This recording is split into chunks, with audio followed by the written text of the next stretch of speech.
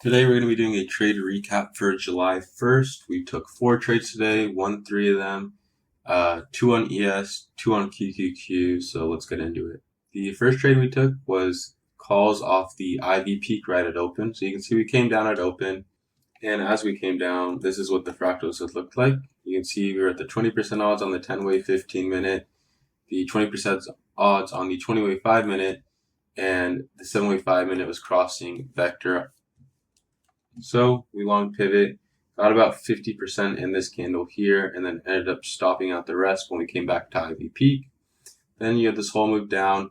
I didn't get in calls at average range, but I did, however, get in on some ES longs. So our long entry was right here at 55.22.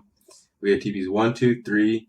TPs got moved to, stops got moved to break even, got stop break even, and this is where the loss came in later in the day.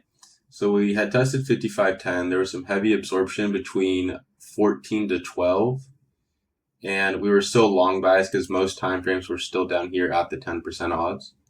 So we had longed here. I just jumped the gun. I should have been waiting for an entry between 55.10 to 55.06.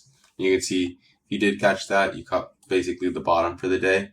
So this was the play that got stopped. And then we went back to QQQ.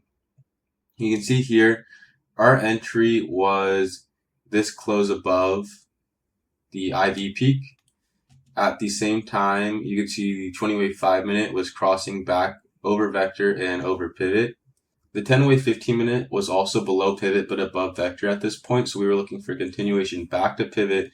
So with that close over the IV peak, the 20-way 5-minute and 10-way 15-minute both being bullish, and us having an unfinished auction at high day on ES, we took calls, took our first trim for 35% at the top of the yellow box, and then took the next trim at 104% at the IV peak.